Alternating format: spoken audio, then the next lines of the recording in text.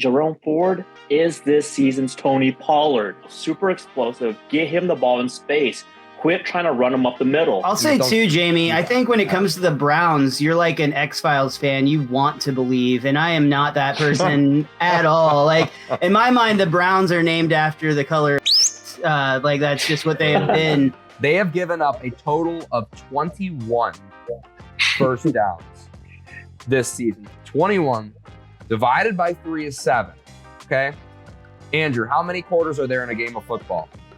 4. That is 1.7 first downs per quarter that you are expected to get. If you have 2 first downs in 1 quarter against the Cleveland Browns, your offense is overachieving.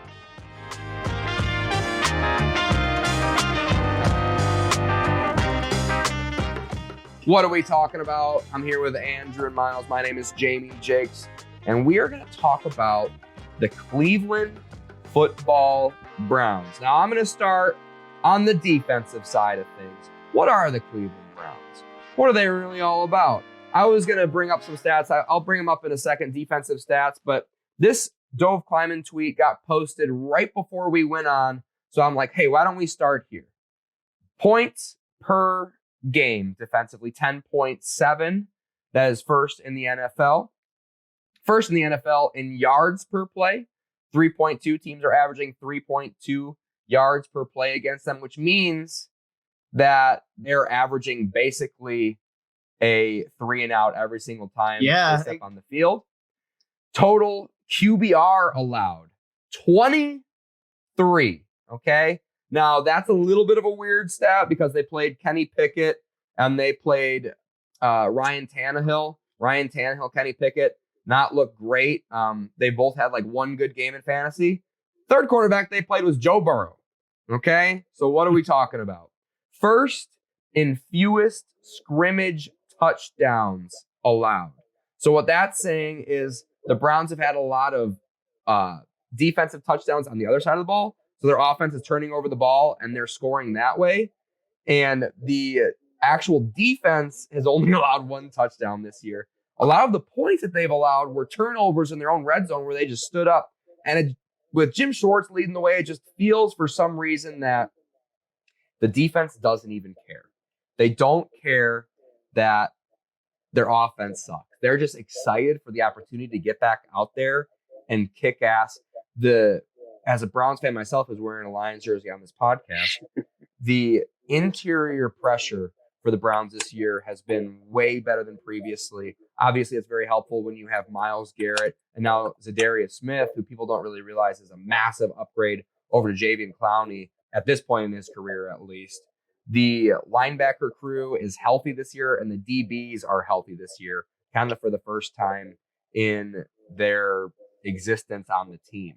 They have so many good defensive backs on the team that just go unspoken because that defensive line for the Cleveland Browns is absolutely eating. Let me tell you how many first downs this Cleveland Browns team has given up this season.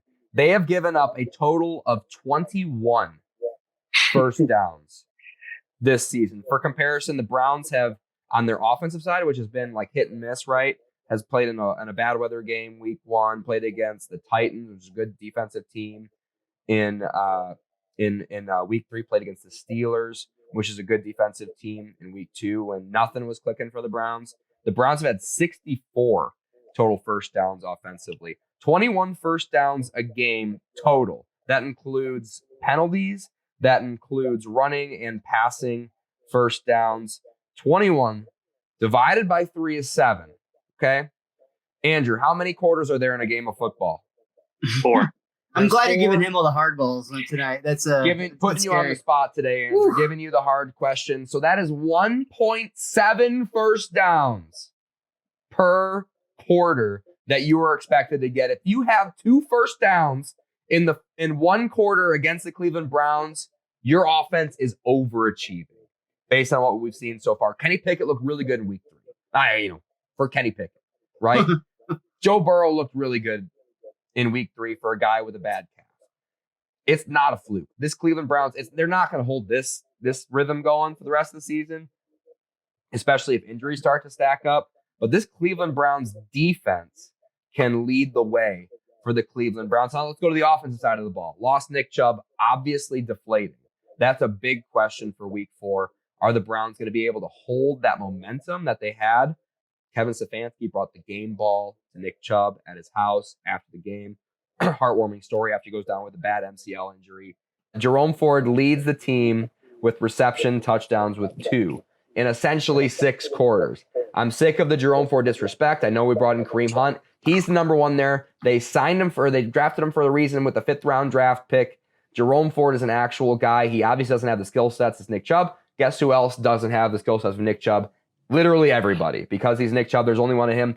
But Jerome Ford has route running abilities that I don't think the Cleveland Browns have ever seen in their team in their entire history. In week 2, when he came in for Nick Chubb cold off the bench, he runs a broken play. Deshaun Watson hold on to the ball too long. He runs a broken play, runs to the left, jukes the guy out of his shoes. The guy breaks his ankles, falls down. Wide open Jerome Ford touchdown. In week 3, he lines up as a wide receiver on the outside, double move, wide open in the end zone. Nick Chubb ain't doing that, okay? He's not as, strong in between tackles on 3rd down, and I really think, honestly, Pierre Strong might fill in for that role better than Kareem Hunt. And the final piece of the puzzle, can Deshaun Watson be an above average quarterback for this team, right? In week 1, weather game, didn't look great. Looked good for the weather. Looked a lot better than Joe Burrow with the way he handled the weather in week 1. Week 2 looked horrible. He was on the road playing against the Pittsburgh Steelers. Worst game I've ever seen Deshaun play. Week 3 looked bad first quarter. Looked bad second quarter.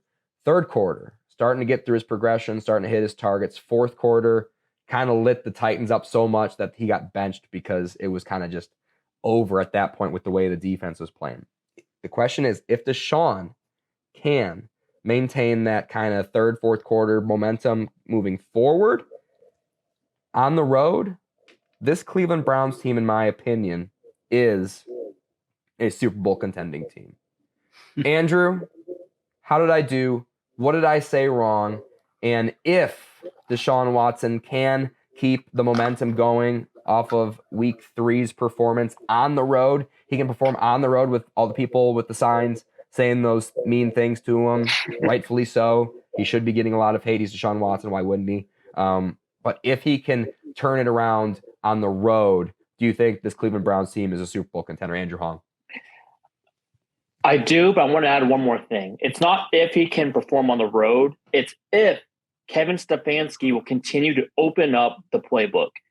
We need to look at the exact snap counts, but when I watched that game last week, I noticed they were in a lot more shotgun formation, 3 wide out, sometimes 4, moving Jerome Ford into as a wide receiver. That's a big difference. Elijah Moore used a lot in motion too, yes, Andrew. Yes. I mean, the Browns are, and that's Stefanski offense, a lot of 22 formations, 13. They run a lot of heavy sets for play action and all that stuff. For them to move to a more spread out offense, that's what Deshaun Watson needs to thrive. It's what he did in Houston. It's what he did in Clemson. He has the weapons now. And also, if you're not listening, Jerome Ford is this season's Tony Pollard. Ooh. Yeah. Oh, he is a guy who can be split out, super explosive. Get him the ball in space. Quit trying to run him up the middle. Let's get him in space. The Fantasy Pros put out a list today of like the best. Basically, it was a list of the best running backs for the rest of the fantasy season, and they moved Pollard up to number 1. So that's a big endorsement, but I kind of see it. Yeah, and especially what we've seen from the receiving, and this is like one of those things. It's like with Kendre Miller, we saw this stuff in college. We also saw concerning stuff with his injury history, right? And now what are we seeing with the NFL? We're not getting that stuff we saw in college with those big breakout runs and the confidence and hitting the hole fast. We're not seeing that at all. And we are still seeing those injuries. What did we see with Jerome Ford in college at Cincinnati? We saw him dominate outside of the tackles, and we saw him perform really well as a receiver. And now he's with the Cleveland Browns for a year with a great running backs head coach in Cleveland.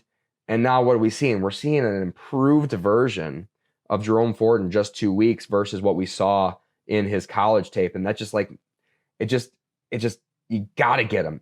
I was really wishing and praying and hoping that he was going to have a bad week against the Titans because they are a bad matchup for running backs. And I was like, I'm going to trade him after the Tennessee game. He runs for fewer than 2 yards per carry. The Titans defense, running wise, is really good. But he did still score 2 touchdowns and on a sweet double move, 1-on-1 with a corner outside as a running back. Well, I'll say too, Jamie, I think when it comes to the Browns, you're like an X-Files fan. You want to believe, and I am not that person at all. Like, in my mind, the Browns are named after the color of shit. Like, that's just what they have been since I have watched football personally. But when you look at the Browns this weekend lose, without a doubt, their number one player. I mean, there's no doubt that Nick Chubb was the core of that team.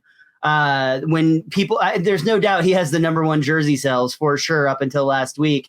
And they blew out the Titans. It wasn't even, the Titans never even looked like they had a chance in that game.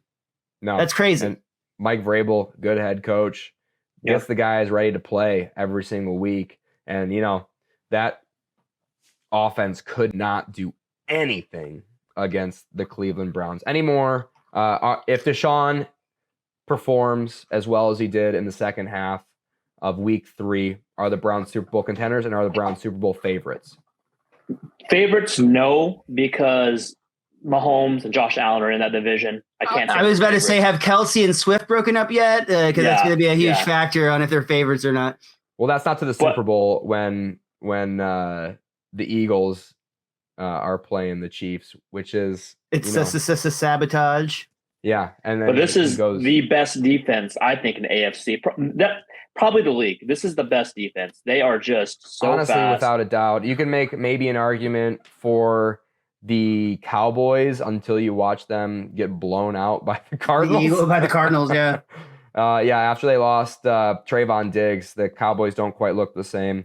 And which is weird, honestly. Like, don't get me wrong, no disrespect to Trayvon Diggs, but I didn't see him as like a central cog in the reason that the Cowboys defense was just pummeling people week 1 and week 2. But it's just odd that he gets injured and then they fall apart. Yeah, especially as a run stopper, because James Conner tore apart that Cowboys defense, and it's just like, what happened? What am I missing here? But in my opinion, if you could guarantee on the road Deshaun Watson can play like he played at home in the second half, or maybe like the second quarter, third quarter of the Browns game in week 3 against the Titans, a good defense, I would say they are the Super Bowl favorites just based on Amari Cooper and Elijah Moore. I would look towards the direction of Miami personally. I think it's hard to say anybody is more of a favorite than they are. Considering they just put up 50 points on the Broncos without one of their premier players. So now that would be a awesome matchup. The Browns defense, the best defense of the league, in my opinion, versus the Miami offense. Obviously the best offense in the league right now, as long as, everyone stays healthy on Miami. That offensive line. Or at least 90. Again, they didn't have Waddle this weekend and they were fine. I think they would have been better with Waddle, but they were fine without him. Yeah. Matchup wise, I think in that game, if Deshaun is playing on all cylinders, he is going to be able to get in the shootout with Tyreek Hill, and they are not going to be able to run the ball for 400 yards like they did against the Denver Broncos. That's just not something, in my opinion, that's within the realm of possibility. I think if you can guarantee to me Deshaun is going to play that way the rest of the season, they are Super Bowl favorites. Do I think he's going to play that way the rest of the season? At home, yes. On the road, no. We saw him meditating with some guy at the Steelers game, pregame, on the sideline, and he played horribly. Of course, they get punched in the mouth with an unlucky pick 6 to start the game. So next week he'll switch to yoga just to mix it up. And you just got to learn how to get relaxed out there. Andrew, don't say it. Anyways,